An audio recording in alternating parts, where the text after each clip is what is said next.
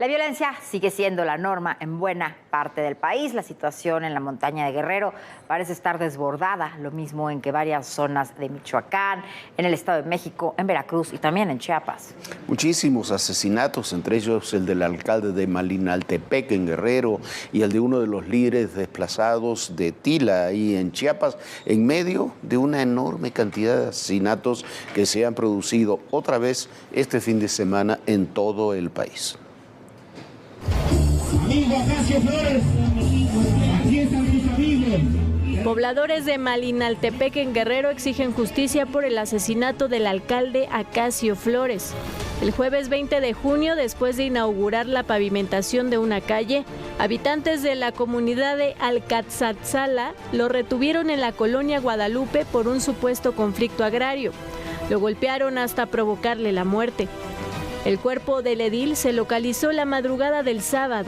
Estaba en la batea de su camioneta sobre la carretera Tlapa-Marquelia. La gobernadora del estado, Evelyn Salgado, condenó de manera enérgica el asesinato del alcalde y expresó sus condolencias a familiares y amigos. Además, solicitó a la Fiscalía una pronta y exhaustiva investigación que permita identificar, localizar y llevar ante la justicia a los responsables del crimen. Lo cierto es que la violencia en la montaña de Guerrero está fuera de control.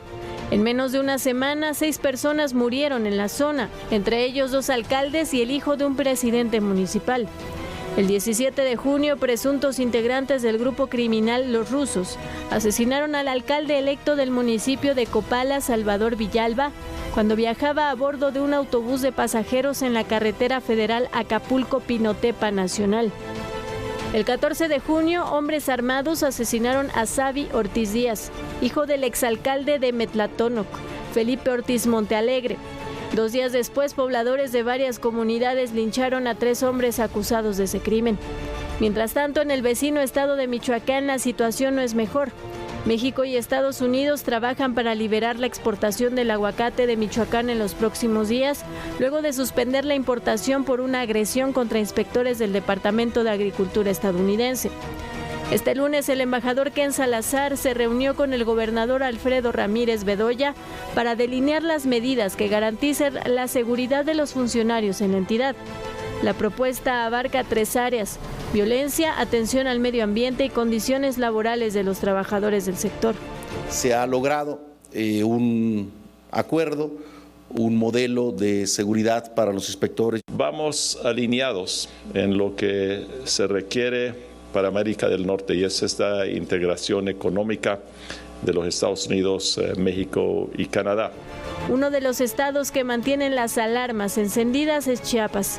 A la disputa entre grupos criminales por el control de la frontera sur y las diversas actividades delictivas, se suma la delicada situación en Tila, donde miles de personas se vieron en la necesidad de dejar sus hogares por las agresiones del grupo denominado Los Autónomos, quienes quemaron 17 casas y 21 vehículos entre el 4 y 5 de junio. El fin de semana, José Rodrigo Martínez Parcero, un poblador de Tila que se encontraba junto con su familia en el albergue de Yajalón, fue localizado muerto con signos de tortura. Su cuerpo estaba en un basurero. Horas antes lo reportaron desaparecido. Para la Comisión Negociadora de los Desplazados, el asesinato de Martínez Parcero empantana todo de nuevo y calificaron el asesinato como una provocación. Mientras tanto, en Veracruz, el gobierno estatal anunció la desaparición de la Fuerza Civil. El anuncio ocurre días después del violento desalojo de una protesta en el municipio de Perote, donde 2 campesinos murieron, presuntamente a manos de elementos de la corporación.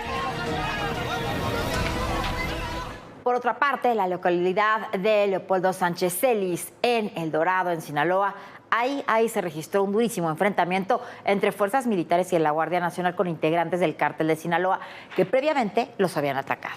Sí, un muy violento enfrentamiento donde hubo 7 muertos, entre ellos Raúl Carrasco, alias El Chore, y 6 de sus sicarios. El Chore era el principal hombre de confianza de Iván Archibaldo Guzmán, el líder de los Chapitos, y se encargaba de la producción, distribución y venta de drogas sintéticas en el corredor Culiacán, El Dorado, en Sinaloa, y de su comercialización hacia los Estados Unidos.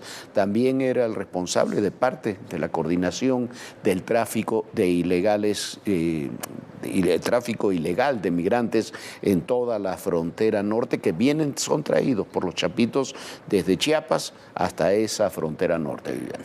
Bueno, y no solamente en Chiapas y en Sinaloa ha habido durísimos enfrentamientos, también hoy los hubo en Tamaulipas.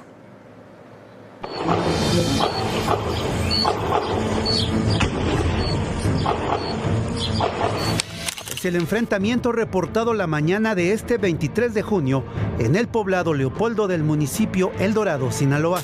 Elementos del Ejército y Guardia Nacional fueron recibidos a balazos con armas de grueso calibre por parte de integrantes del cártel de Sinaloa, quienes se refugiaron en una bodega de tráilers.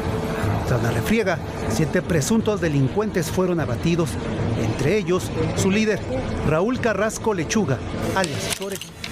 Este hombre era jefe de plaza de Los Chapitos y formaba parte del cuerpo de seguridad de Iván Archibaldo Guzmán, su hombre de confianza.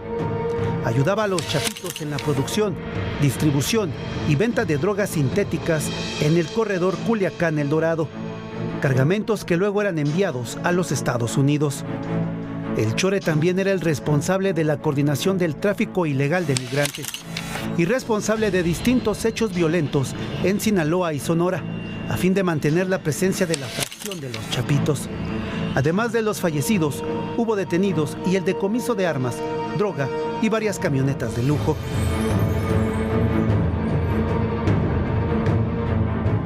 La comunidad de Sánchez Celis, ubicada a 57 kilómetros al sur de la capital del estado, en el municipio El Dorado, donde se mantiene en resguardo por personal militar y de la Guardia Nacional con unidades blindadas. El Dorado era la zona donde el Chore se resguardaba y donde el pasado 29 de febrero pudo evadir un operativo con el que buscaban capturarlo. En esa ocasión estaba en el ejido La Flor, en un inmueble utilizado como salón de fiestas, y antes de que elementos federales llegaran al lugar, el Chore logró escapar. Hoy, su cuerpo fue reclamado por sus familiares. No tienen derecho de tirar. No tienen derecho de tirar. El Chore está señalado de haber orquestado el llamado Culiacanazo el 17 de octubre de 2019, cuando fue detenido por primera vez Ovidio Guzmán, hijo del Chapo, y luego liberado.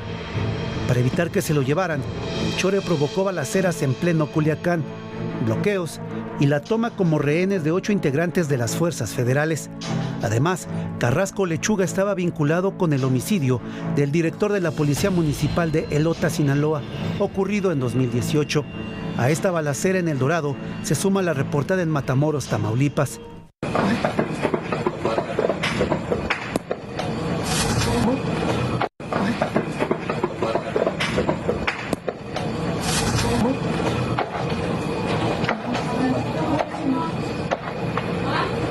Ocurrió sobre Avenida 12 de Marzo y Leyes de Reforma, cuando hombres armados a bordo de un vehículo dispararon contra policías.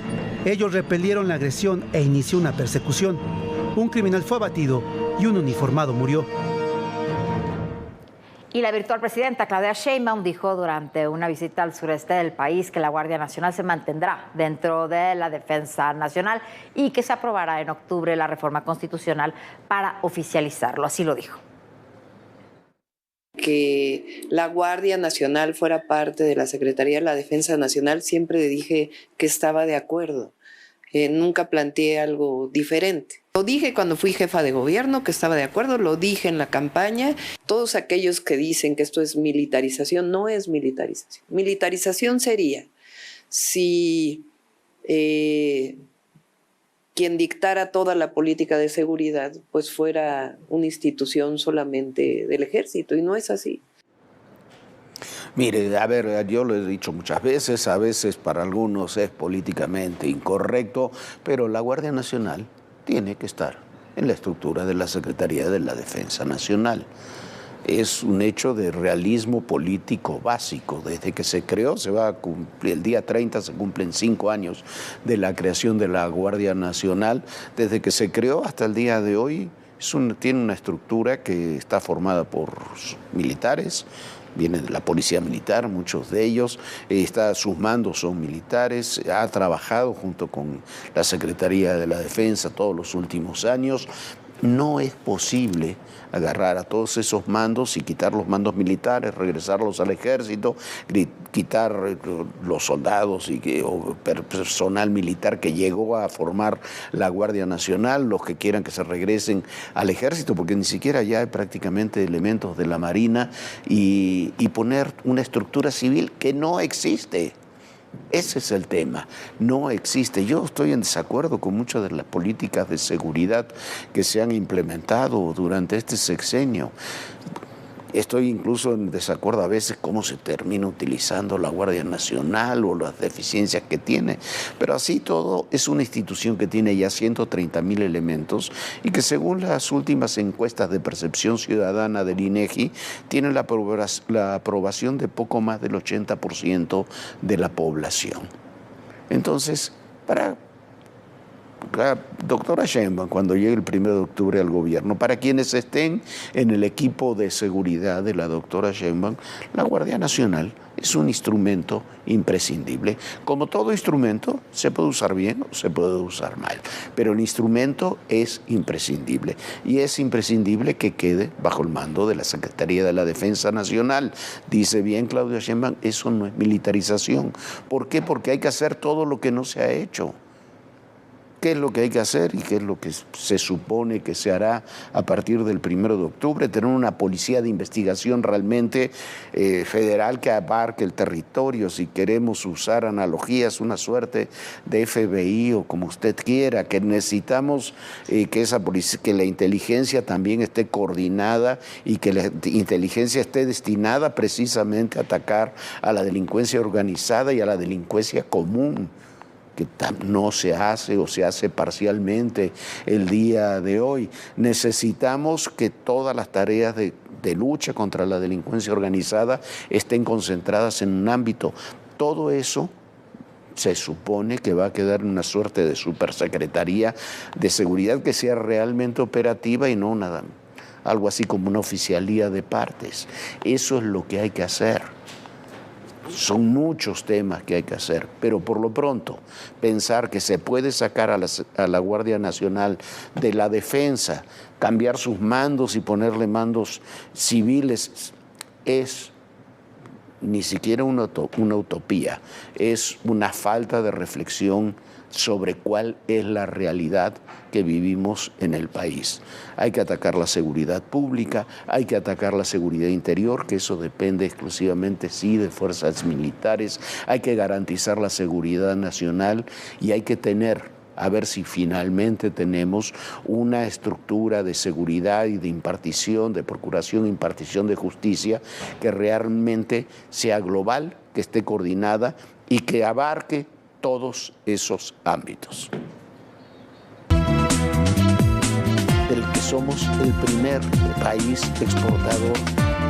¿Renunció por qué? Porque no estaba de acuerdo en la magnitud que ha tenido el narcotráfico mexicano. Las confrontaciones, las reacciones.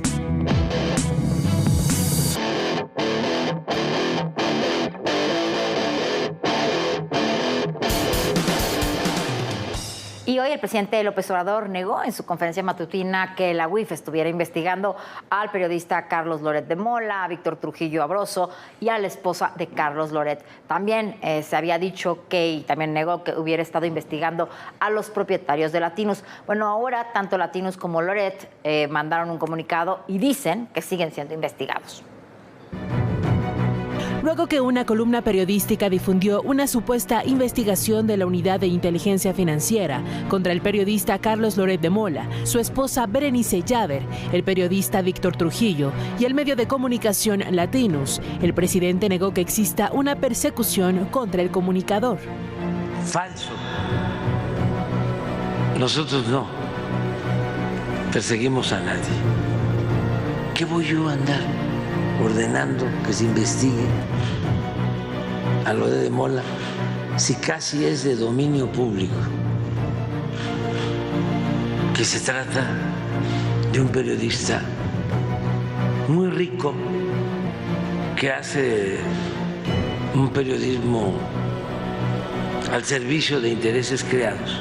El presidente no descartó que la institución financiera, que se dedica a investigar movimientos en las cuentas bancarias, esté indagando como parte de sus funciones y que incluso a él le revisan sus cuentas desde hace 20 años.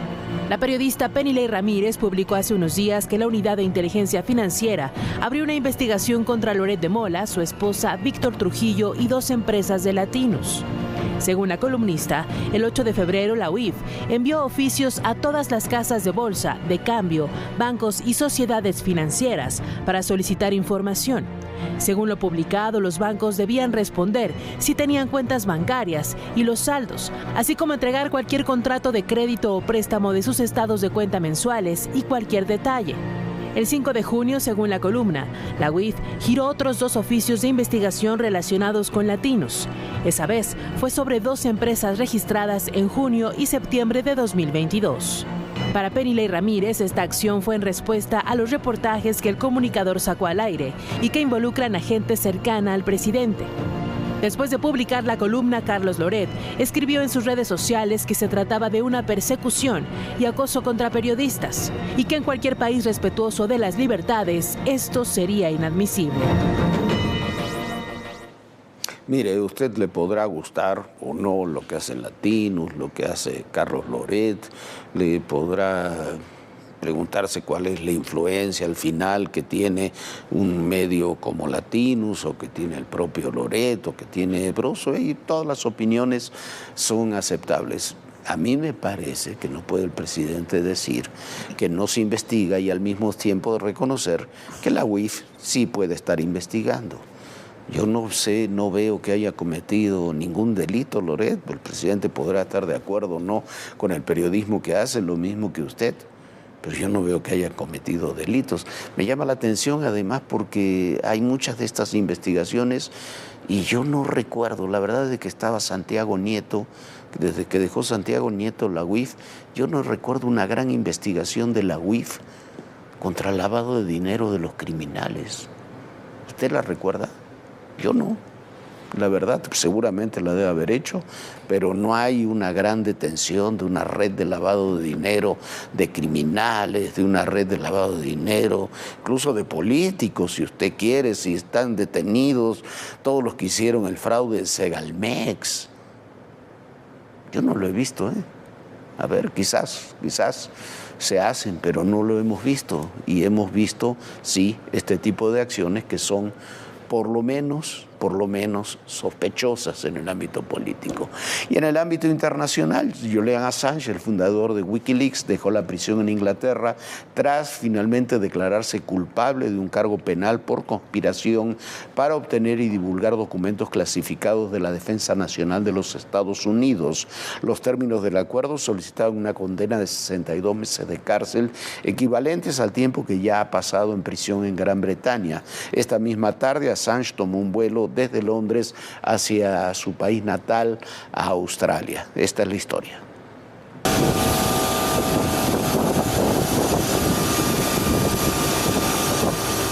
Son los momentos en que Julian Assange, fundador de Wikileaks, abordó un avión para salir de Londres, Inglaterra, y dirigirse a su natal Australia.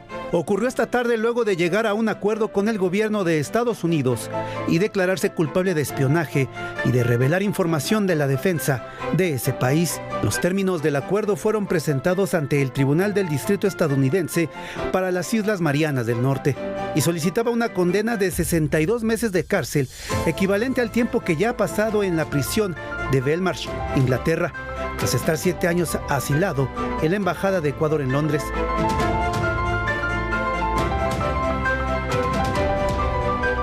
En 2019, Estados Unidos acusó penalmente a Assange, bajo la administración de Trump, de violar la ley de espionaje y buscaba extraditarlo. Assange y sus abogados se opusieron a su extradición, argumentando que no podría obtener un juicio justo en Estados Unidos y que podría tener que enfrentar la pena de muerte. Los cargos iniciales, 17 relacionados con espionaje y 1 con uso indebido de computadoras, conllevaban una pena máxima de 175 años de prisión. En una de las mayores violaciones de secretos de Estado en la historia de Estados Unidos, Assange fue acusado de alentar y ayudar al analista de inteligencia del ejército Chelsea Manning y obtener alrededor de 750,000 documentos clasificados o confidenciales. Esto ocurrió en 2010, cuando a través de su empresa Wikileaks, Assange filtró miles de documentos de la forma de actuar del gobierno de Estados Unidos en los combates de Irak y Afganistán. También reveló los reportes de tortura y otras violaciones a los derechos humanos ocurridas en la prisión de Guantánamo. Las negociaciones para un acuerdo de culpabilidad se intensificaron en los últimos meses después de que el presidente Joe Biden dijera que estaba considerando una solicitud del gobierno australiano que permitiera a Assange regresar a su país de origen. Los aliados de Assange argumentaron que el caso de Estados Unidos infringía la libertad de expresión, mientras que los funcionarios de seguridad nacional dijeron que las filtraciones representaban graves amenazas a la seguridad nacional. A través de redes sociales, Wikileaks se congratuló de la resolución. En un mensaje indicó: después de más de 5 años en una celda de 2 por 3 metros, aislado 23 horas al día, pronto se reunirá con su esposa Stella Assange y sus hijos, que solo han conocido a su padre tras las rejas. Bueno, el personaje de Julian Assange es muy controvertido, pero hay que poner ciertas cosas en contexto. Los juicios contra Julian Assange, estos de seguridad nacional, de filtración de información de seguridad nacional, no son porque se publicaron informaciones que molestaron al gobierno de Estados Unidos, son porque entre esos 250,000 documentos publicó nombres de agentes en tierra de los Estados Unidos en lugares de conflicto y los puso en peligro, sus vidas, operaciones y demás. No es porque divulgara las cosas que se estaban haciendo en Afganistán, muchas de ellas violatorias de los derechos humanos. Puso en riesgo a personal, no hizo ninguna criba de documentos. Segundo, participó en toda esta fuga, robo y fuga de documentos y divulgación de documentos de la campaña de Hillary Clinton en el 2016. Según la seguridad de los Estados Unidos, lo hizo en acuerdo con los servicios rusos. Sí, para muchos Julian Assange es un héroe de la libertad de prensa. Para otros Julian Assange es alguien que utilizó la libertad de prensa para realizar acciones que evidentemente, más allá de la libertad de prensa, afectaron procesos políticos, mecanismos de seguridad nacional y la seguridad personal de agentes de los Estados Unidos, divulgando sus nombres y sus adscripciones.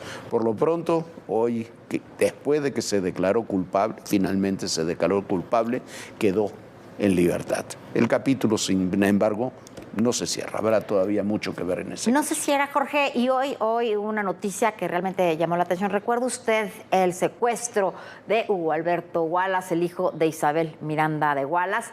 Bueno, este lunes se realizó una audiencia de Brenda Quevedo. Un juez determinó el cese de prisión preventiva y estableció como medida cautelar el arraigo domiciliario, el uso de un localizador electrónico, de un brazalete electrónico y la prohibición de que salga esta mujer de la zona conurbada de la Ciudad de México. Así lo dio a conocer la Defensoría Pública, que fue precisamente quien llevó este caso.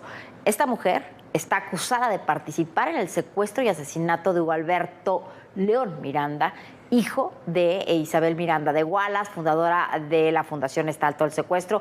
Fue detenida en noviembre del 2008 en Kentucky, Estados Unidos, y extraditada nuevamente a México en el 2009. Permaneció 17 años en el Ceferezo de Morelos sin recibir sentencia. Constantemente estuvo pidiendo que se aplazara el juicio para no recibir sentencia. Isabel Miranda de Wallace ha presentado pruebas contundentes, como que ella fue la que trasladó el cuerpo del hijo precisamente una vez asesinado, fue la que compró la tierra para poderlo enterrar. De ahí salieron de su casa, salieron las comunicaciones. Bueno, es una historia muy, muy compleja. No se le ha dictado sentencia a esta mujer. Y bueno, a ver qué pasa. Pero Jorge, está complicado el asunto, ¿no? No, no está complicado. Es un caso que tendría que haber tenido ya sentencia. No ha tenido sentencia porque lo ha prolongado para buscar este tipo de medidas la defensa, de esta mujer, de Brenda, y tendría que haber habido sentencia, por supuesto que tendría que haber habido sentencia, y por supuesto también que esa sentencia con las pruebas que había tendría que haber sido condenatoria de esta mujer y de sus cómplices en el secuestro, el asesinato del hijo de Isabel Miranda. Es un caso donde hay muchísimas pruebas y es un caso que va entrelazado indirectamente con otro. Israel Vallarta, que también cumple 18 años preso sin sentencia, recuerda usted el de Florence Cassés y todo eso, va a tener una medida similar en los próximos días. ¿Por qué? Porque está tomada la decisión política de tratar de dejarlos en libertad. ¿Por qué? Porque fueron detenidos en la época de García Luna. La verdad es esa. Y entonces se está dejando en libertad a personas que han asesinado, han secuestrado, asesinado, que han violado todo tipo de derechos y que han, sí, usted dirá, han estado 17, 18 años en la cárcel, sí, y no han tenido sentencia. No han tenido sentencia porque su defensa ha hecho todo por prolongar los procesos. Y la justicia en México precisamente tiene que tener reformas para que no haya un juicio que dure 18 años sin una sentencia y que finalmente personas presuntas culpables queden en libertad. Bueno, Jorge, pero como decía yo, como repites tú, aquí el caso de Juana Hilda, el caso de Israel Vallarta, lo importante es que sus defensas han estado promoviendo precisamente formas para que no se les dicte sentencia y para que permanezcan sin sentencia. Allá nos vamos, muchísimas gracias, lo estaremos informando sobre qué sucede y bueno, mañana lo esperamos muy puntualmente aquí a las 11 de la noche. Sueñe bonito, bonita noche, Jorge. Muy buenas noches a todos ustedes y recuerden, el poder y en la política todo, pero absolutamente todo es personal. Gracias.